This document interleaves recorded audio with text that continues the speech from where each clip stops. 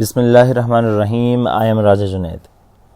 Previous lecture में हम लोगों ने देखा था कि अगर हम लोगों के पास कोई सोर्स चार्ज मौजूद है और उससे पॉइंट चार्ज एक फाइनाइट या इनफाइनाइट डिस्टेंस के ऊपर मौजूद है, तो अगर इसको अगेंस्ट द इलेक्ट्रिक फील्ड हम लोग मूव करवा के लाते हैं तो हमें वर्क डन करना पड़ेगा।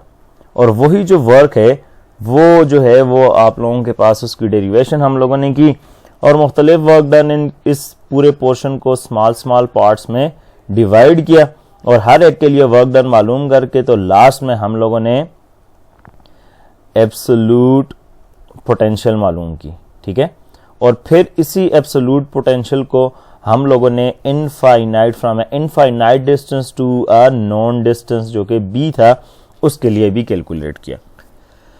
आज के लेक्चर में हम लोग डिस्कस करने वाले हैं इसी पोटेंशियल ग्रेडियंट को जो हमारे पास आएगा, यानी कि हम लोगों के पास यहाँ एक इनफाइनाइट पॉइंट से या कोई अगर फाइनाइट पॉइंट है हमें पता है उसका, तो जब वो अगर डिस्टेंस कवर कर रहा है, हम लोग चार्ज को मूव करवा रहे हैं, तो हर दो पॉइंट्स के दरमियान में ये जो डिस्टेंस आर अगर फॉर एग्जांपल है तो इसके हिसाब से जो हमारे पास v की वैल्यू है पोटेंशियल की वो चेंज कैसे होती है, और यही जो आर के हिसाब से v की वैल्यू चेंज हो रही है इसको एक स्पेसिफिक नाम दिया जाता है, उस पर बात करेंगे। फिर ये बात करेंगे कि सरफेस जो है कोई भी चार्ज है उसके गिर्द एक इमेजिनरी लाइंस होती हैं और उन इमेजिनरी लाइंस पे पोटेंशियल बराबर होती है। अब उन लाइंस को हम लोग क्या बोलते हैं, उनके पीछे क्या कंसेप्ट है, तो आइए चलते हैं। आज का हमारा जो टॉपिक है वो है इक्विपोटेंशियल लाइंस और पोटेंशियल ग्रेडियंट। अच्छा जी, इक्विपोटेंशियल लाइन एंड सरफेसेस। सबसे पहले ये जो वर्ड है इक्वी, ठीक है, इक्विपोटेंशियल, इस पे जरा सा गौर करते हैं कि ये हमें क्या बता रहा है।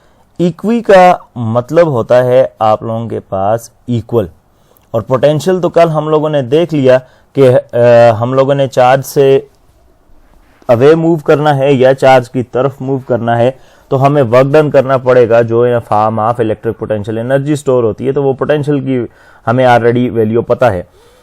अब ये जो इक्वी पोटेंशियल है तो इसका मतलब है कि कुछ लाइंस हमारे पास ऐसी बन रही हैं या कोई सरफेसेस हमारे पास चार्ज के गिर्द ऐसी मौजूद हैं, यानी कि फॉर एग्जांपल मेरे पास यहाँ पे कोई चार्ज है और उस चार्ज के गिर्द कोई सरफेसेस हैं वो ऐसी मौजूद हैं कि उनके ऊपर हमारे पास जो पोटेंशियल है वो बराबर है।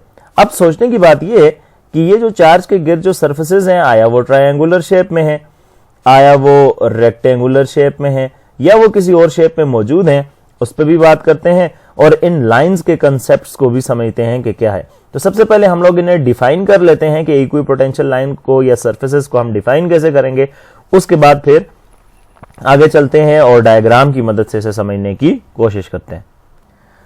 तो हम कह सकते हैं there are lines and surfaces around a charge on which all the points are on the same potential and electric field along these surfaces is 0।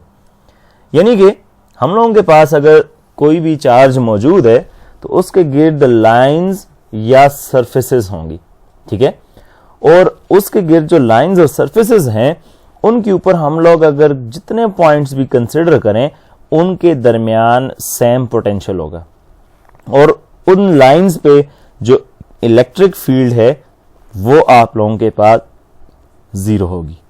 अब इस चीज को समझते हैं with the help of A diagram और देखते हैं कि हम लोगों के पास जो इस तरह के कोई अगर पॉइंट्स बन रहे हैं तो वो कैसे हैं। तो कंसिडर करते हैं कि मेरे पास ये एक चार्ज है, ठीक है, यहाँ ये सेंटर में मेरे पास एक चार्ज आ गया, ठीक है। अब चार्ज को हम लोगों ने स्टार्ट में जब ये चैप्टर स्टार्ट किया था तो हम लोगों ने ये कहा था कि चार्ज जो है वो स्फेरिकल है, ठीक है। जब चार्ज स्फेरिकल है, एक बॉल की तरह है, तो उसके गिर्द हम लोग अगर 2D में बनाएं तो 2D में हम लोग लाइंस भी कंसिडर कर सकते हैं ऐसे, ठीक है, ऐसे उसके गिर्द लाइंस कंसिडर कर सकते हैं और ये कंसेंट्रिक सर्कल की फॉर्म में उसके गिर्द मौजूद होंगी ऐसे, ठीक है, या इसके गेज सरफेसेस भी कंसिडर कर सकते हैं। सरफेसेस ऐसे कंसिडर कर सकते हैं कि आप लोगों के पास एक चार्ज है और उस चार्ज को आप लोग ऐसे समझ लें कि वो टेनिस बॉल है, फिर वो आप लोगों के पास इनक्लोज्ड है एक फुटबॉल के अंदर, और फिर फुटबॉल जो है वो फर्दर इनक्लोज्ड है एक बास्केटबॉल के अंदर।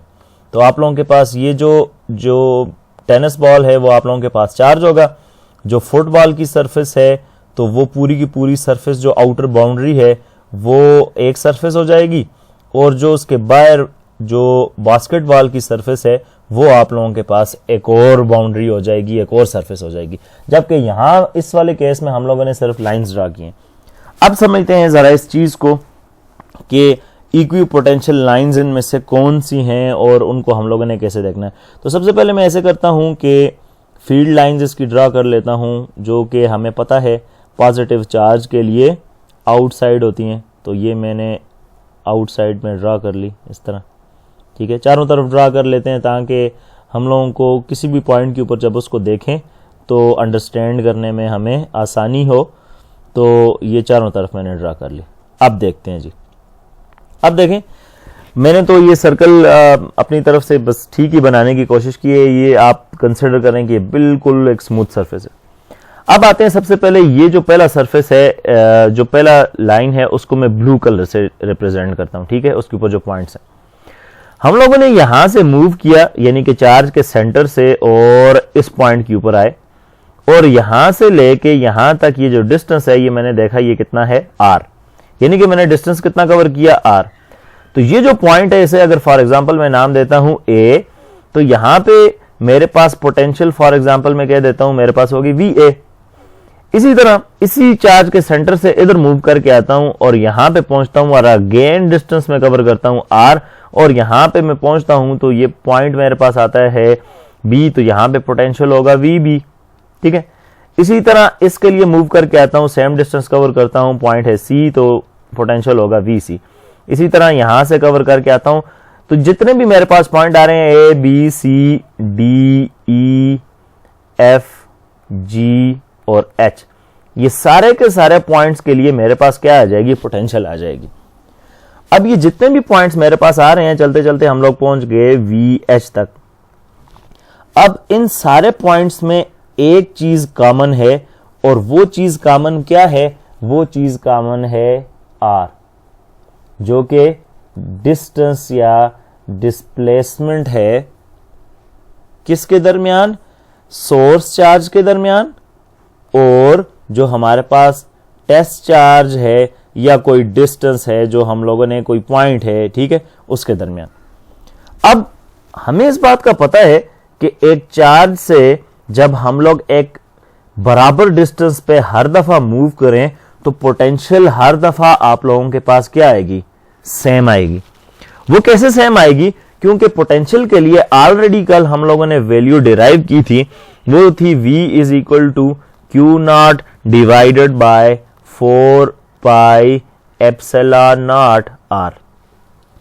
अब देखें Q कांस्टेंट जो चार्ज की वैल्यू है, 4 भी कांस्टेंट, पाई भी कांस्टेंट, एप्सिलॉन नॉट भी कांस्टेंट, सिर्फ और सिर्फ एक चीज रह गई और वो है R। अब मुझे बताएं इस पहले वाले केस में क्या मैंने Q चेंज किया, नहीं, 4 की वैल्यू कांस्टेंट है, पाई की वैल्यू कांस्टेंट है, एप्सिलॉन की वैल्यू कांस्टेंट है, तो इसका मतलब है ये Q divided by 4 pi epsilon, ये सारा मेरे पास इक्वल है किसके, कांस्टेंट के। तो फिर चेंज क्या हो रहा है, चेंज हो रहा है मेरे पास R, और इसी R को चेंज कर सकते हैं, मगर यहां पे R की वैल्यू भी तो हर दफा हम लोग क्या ले रहे हैं, सेम ले रहे हैं, क्योंकि ये वाली जो पहली सरफेस है ये मेरे पास एक सर्कल बन रहा है, और हमें पता है सर्कल के जितने भी पॉइंट्स हों सेंटर से उनका डिस्टेंस बराबर होता है। तो इसका मतलब है यहां सेंटर से इधर डिस्टेंस जो है वो R है, फिर सेंटर से इधर R है, सेंटर से R, तो इसका मतलब है सारे के सारे डिस्टेंसेस एक दूसरे के बराबर हैं। जब बराबर हैं तो इसका मतलब ये हुआ कि अगर R की एक स्पेसिफिक वैल्यू है, फॉर एग्जांपल मैं अभी एग्जांपल के तौर पे कह रहा हूं 1 सेंटीमीटर हम लोगों ने मूव किया, तो हर दफा जब 1 सेंटीमीटर करेंगे तो आप मुझे ये बताएं ये वाली वैल्यू तो ऑलरेडी है ही कांस्टेंट, आर को भी हम लोगों ने फॉर दीज वैल्यूज यानी कि VA, VB, VC और करते करते H तक आर की वैल्यू को कांस्टेंट ही रखा जो कि 1 सेंटीमीटर था। तो V की एक कांस्टेंट वैल्यू आएगी A के लिए भी, B के लिए भी, C के लिए भी और इसी तरह करते करते H के लिए भी मेरे पास सेम वैल्यू आएगी। इसका मतलब यह है कि जब तक हम लोग, अगर ये जो लाइन थी इसे फॉर एग्जांपल मैं 1 का नाम देता हूं, तो जब तक हम लोग इस लाइन 1 के ऊपर स्पेसिफिक डिस्टेंस R रखते हुए मूव करते रहेंगे तो हमारे पास जितनी पोटेंशियल आ रही थी VA इक्वल होगी VB के, VB इक्वल होगी VC के, VC इक्वल होगी VD के और चलते चलते ये सारे एक दूसरे के इक्वल होंगे और चलते चलते हम लोगों ने क्योंकि H तक पॉइंट लिए तो ये सारे पोटेंशियल एक दूसरे के बराबर होंगे। तो इसका मतलब ये है ये जो लाइन है इसे हम लोग इक्वी पोटेंशियल लाइन बोलते हैं, यानी कि हम लोग अगर इस लाइन के ऊपर किसी भी जगह पे मूव करें, ये तो मैंने पहले लाइंस ड्रॉ करके उस पे अगर मैं यहां पे कोई पॉइंट कंसिडर कर देता हूं इनके दरमियान में यहां पे, तो इन पॉइंट्स के ऊपर भी मेरे पास पोटेंशियल सेम होगा क्योंकि सेंटर से इसका डिस्टेंस वही R है जो हर दफा हमारे पास आ रहा था। तो लिहाजा हमें क्या बात समझ आई, हमें यह बात समझ आई कि हमारे पास जो पोटेंशियल है वो दोनों का आपस में बराबर है। हम लोग अगर 100 पॉइंट ले रहे हैं तो 100 के 100 का पोटेंशियल एक दूसरे के बराबर होगा और अगर हम लोग 10 पॉइंट ले रहे हैं तो 10 और अगर इनफाइनाइट पॉइंट ले रहे हैं तो इनफाइनाइट पॉइंट एक दूसरे के बराबर होंगे पोटेंशियल पे। अब इसी तरह इस बाहर वाली सरफेस की बात करें, अगर फॉर एग्जांपल इसे मैंने लाइन 1 कहा था तो इस पे बात करते हैं, अगर इसे मैं कह देता हूं लाइन 2, तो यहां पे मेरे पास जितने पॉइंट होंगे इधर इस जगह पे ये जितने भी पॉइंट्स होंगे तो इस लाइन 2 के लिए, ठीक है, जरा बात यहां पे गौर से सुननी है मेरी, ये जो लाइन 2 है इसके लिए अगर मैं यहां पे फॉर एग्जांपल अब A B नहीं कहता, मैं कहता हूं V1, V2, V3, V4, V5 और इसी तरह आगे चलते जाते हैं V8 तक, ठीक है। तो अब ये जितने के जितने पॉइंट्स हैं ये सारे आपस में बराबर होंगे, ये VA VB के बराबर नहीं होंगे। ये जो सर्कल बन रहा है इसके गिर्द, इसके ऊपर जितने भी मैंने पॉइंट्स लिए हैं तो वो पॉइंट्स 1 से स्टार्ट होकर 8 तक जा रहे हैं ना, तो वो सारे आपस में बराबर हैं। और जो लाइन 1 है उस पे मैंने VA से लेके VH तक पॉइंट लिए हैं तो वो सारे आपस में बराबर हैं, ठीक है। हालांकि जो लाइन 1 की पोटेंशियल है लाइन 2 की पोटेंशियल से डिफरेंट है, मगर लाइन 1 के ऊपर डिफरेंट पॉइंट्स के ऊपर जो पोटेंशियल होगी वो सेम होगी। इसी तरह लाइन 2 के ऊपर जो डिफरेंट पॉइंट्स हैं जैसे V1, V2, V3, तो ये डिफरेंट पॉइंट्स हैं, ये आपस में सेम होंगे मगर ये दूसरी पोटेंशियल लाइन के पोटेंशियल से डिफरेंट होंगे। इसका मतलब ये है कि हम लोगों के पास इक्वी पोटेंशियल लाइंस के ऊपर बिल्कुल सेम पोटेंशियल रहता है। तो अभी तक हम लोग इस बात को समझे। अब आते हैं जी जरा सरफेसेस की बात करते हैं और सरफेसेस को जरा समझते हैं। अच्छा जी, अब ये जरा यहां पे इसको देखें जरा इसको, तो यहां सेंटर में ये जहां पे मैं कर्सर घुमा रहा हूं इस जगह पे मेरे पास मौजूद है चार्ज और इसके अंदर बहुत सारी सरफेसेस मौजूद हैं। जैसे एक सरफेस ये मौजूद है, एक सरफेस ये मौजूद है, तो ये अंदर एक मेरे पास छोटी सी बॉल है, उसके बाहर एक सरफेस है, फिर दूसरी है, फिर तीसरी है, फिर चौथी है, फिर इसी तरह। तो यहां पे अब वहां पे हम लोगों ने लाइंस कंसीडर की थी, यहां पे हम लोग कंसीडर कर रहे हैं सरफेसेस। अब इन सरफेसेस के ऊपर क्या होगा कि इन सरफेसेस के ऊपर मेरे पास जो भी हम लोग पॉइंट्स लेंगे, जो भी हम लोग पोटेंशियल लेने की कोशिश करेंगे, तो किसी भी सरफेस के ऊपर, क्योंकि वो चारों डायरेक्शन में होगी ना, देखें ना यहाँ पे ये जो ग्रीन कलर के यहाँ पे एरोस बाहर निकल रहे हैं, ये इलेक्ट्रिक फील्ड को बता रहे हैं ना, उसकी डायरेक्शन को बता रहे हैं, तो ये आउटवर्ड जा रहे हैं, तो ये सारी डायरेक्शन में है। और हम लोग पहले भी ये बात डिस्कस कर चुके हैं कि जो इलेक्ट्रिक फील्ड होती है वो सारी आउटवर्ड प्लस चार्ज के लिए और वो चारों तरफ फैल रही होती है, ठीक है, स्पेस के अंदर। तो अब देखें वो सर्कल पीछे की तरफ भी जा रहे हैं, जो एरोस हैं वो पीछे की तरफ भी जा रहे हैं। तो अब यहां पे किसी भी सरफेस के ऊपर अगर फॉर एग्जांपल इनर सरफेस से स्टार्ट करते हैं तो सरफेस 1, उसके ऊपर जितने पॉइंट कंसीडर करेंगे उनकी पोटेंशियल आपस में बराबर, और जो सरफेस 2 है उसके ऊपर जब कंसीडर करेंगे तो उसकी पोटेंशियल भी आपस में बराबर होंगी। अच्छा जी, अब अगर एक से ज्यादा चार्ज हैं, तो एक से ज्यादा चार्ज हो जब एक दूसरे के साथ मौजूद होंगे तो तब आप लोगों के पास ये केस होगा कि चार्जेस के दरमियान जो इक्विपोटेंशियल लाइंस हैं वो बहुत ही करीब होंगी एक दूसरे के, और जो चार्जेस से अवे जो बाहर वाली जगह है वहां पे इक्विपोटेंशियल लाइंस जो हैं वो एक दूसरे से दूर होंगी। ठीक है, तो सिर्फ बात ये होगी यहां पे भी आप लोगों के पास पोटेंशियल बराबर होगी, मगर चार्जेस के दरमियान जो पोटेंशियल है वो एक बहुत ही छोटे डिस्टेंस पे पोटेंशियल आप लोगों के पास चेंज होगा, from one surface to another, या one equipotential line to another equipotential line. जबकि बाहर जो है वो यही काम उस लाइन के लिए लॉन्गर डिस्टेंस पे होगा। फॉर एग्जांपल जैसे ये वाली जो लाइन है यहां पे इतना डिस्टेंस कवर करके जाएगी दूसरी तक, तो तब आप लोगों को दूसरी पोटेंशियल लाइन मिलेगी जिसके ऊपर पोटेंशियल पहली से डिफरेंट होगा। मगर जब ये इनसाइड मूव करेगी तो यहां पे ये जो पोटेंशियल है ये छोटे से डिस्टेंस के लिए ज्यादा चेंज होगा। अब ऐसा क्यों? इस वजह से कि इन दो चार्जेस के दरमियान यहां पे जो इलेक्ट्रिक फील्ड है वो इंतहाई ज्यादा स्ट्रांग होती है as compared to the outside. ठीक है, क्योंकि इनके दरमियान इंटरेक्शन टुवर्ड्स ईच अदर है ना, क्योंकि एक पॉजिटिव है और नेगेटिव है, और अगर सेम चार्जेस भी हों तो तब भी रिपल्शन चार्जेस के हेड ऑन जो होती है वो है।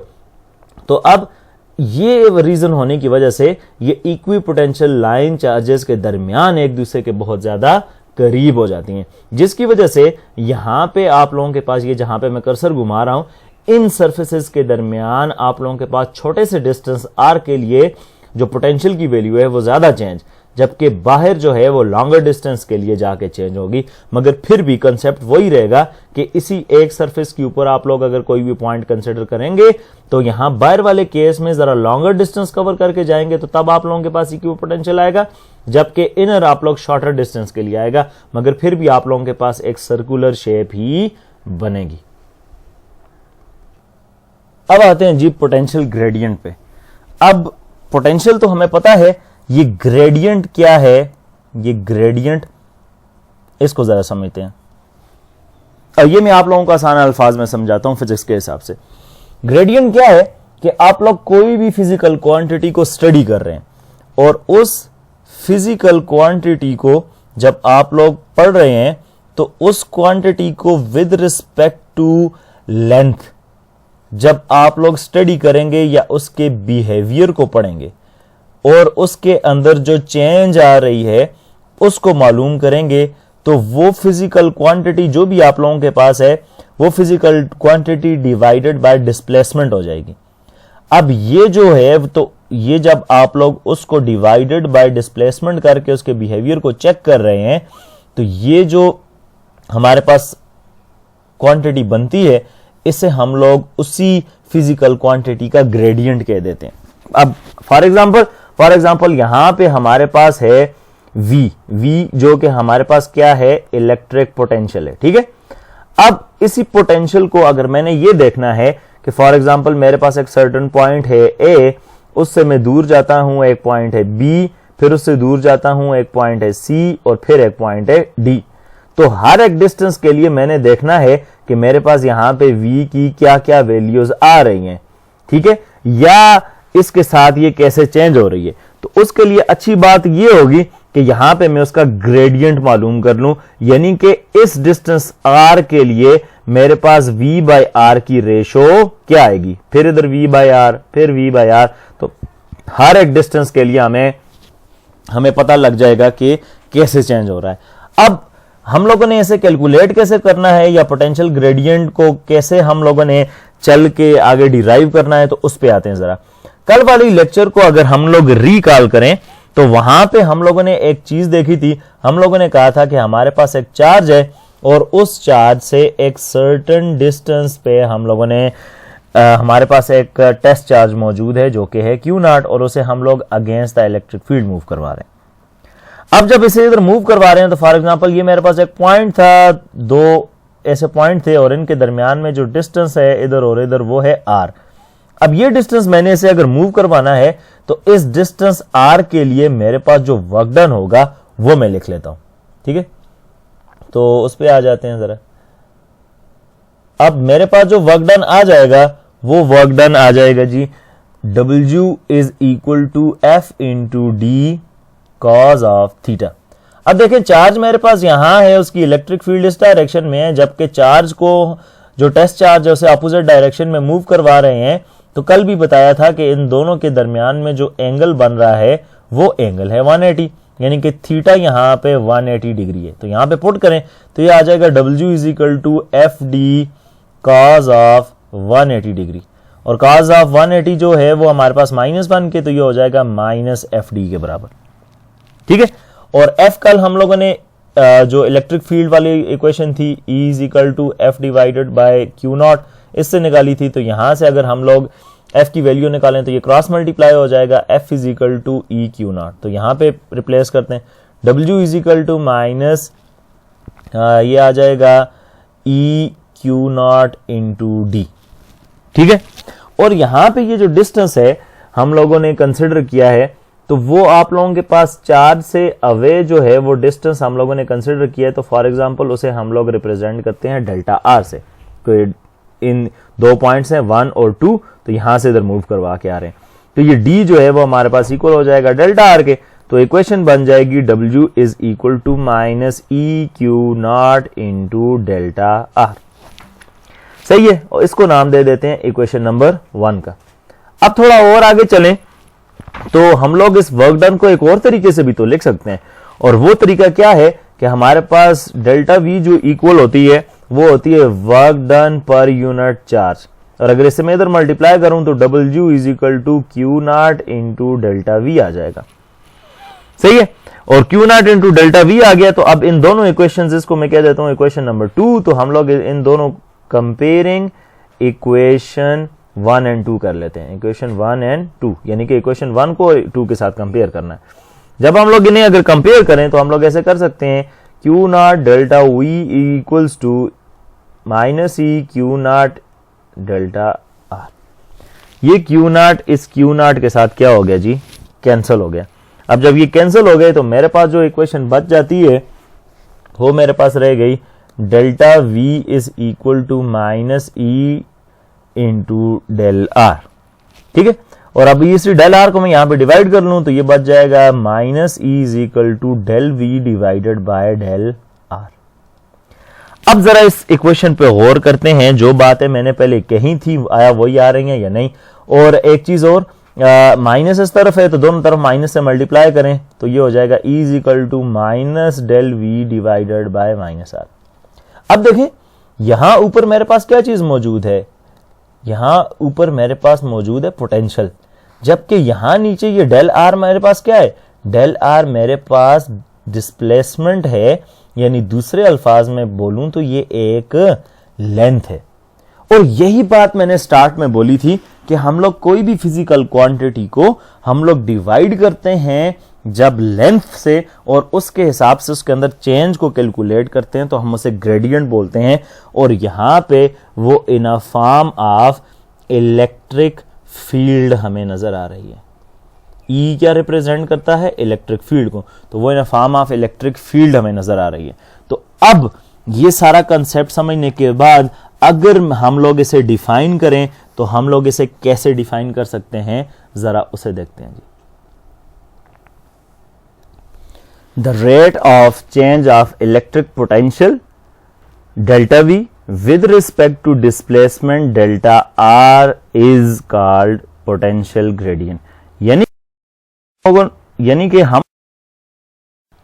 कि हम लोगों ने यहां पे क्या करना है, हम लोगों ने ये बात करनी है कि हम लोगों के पास जो मौजूद है, यानी कि the rate of change of electric potential, तो इस ये जो इलेक्ट्रिक पोटेंशियल डेल्टा V है इसको डेल्टा R के साथ डिवाइड करना है। और यही चीज हम लोगों ने देखी अभी, जो इक्वेशन डिराइव की तो वो delta V divided by delta R था। तो रेट ऑफ चेंज मालूम किया किसके अंदर, हम लोगों ने पोटेंशियल के अंदर, with respect to what, with respect to this delta R। तो इसी को हम लोगों ने नाम दिया पोटेंशियल ग्रेडियंट का। तो ये सारा कॉन्सेप्ट था पोटेंशियल ग्रेडियंट का जो आज हम लोगों ने देखा। तो आज के लेक्चर में हम लोगों ने देखा इक्विपोटेंशियल लाइंस या सरफेसेस क्या होती हैं, फिर हम लोगों ने उसे डिफाइन किया, those lines around a charge at which electric potential is constant. फिर उसकी इक्वेशन हम लोगों ने देखी, फिर उस फैक्टर को हम लोगों ने देखा जो कि इफेक्ट कर रहा था इलेक्ट्रिक पोटेंशियल को। एक सरफेस से एक लाइन से दूसरी लाइन तक जा रहे थे, तो हम लोगों ने देखा कि वो जो फैक्टर था वो हमारे पास r था। उसके बाद जब हम लोग इसके कंसेप्ट को मुकम्मल तौर पे समझ गए कि एक जो इक्विपोटेंशियल सरफेस है या इक्विपोटेंशियल लाइन है, तो फिर हम लोग आगे मूव हुए किसकी तरफ, पोटेंशियल ग्रेडियंट की तरफ, क्योंकि हम लोगों ने यहाँ पे देख लिया कि ये जो r है, डिस्टेंस है, ये इफेक्ट कर रहा है।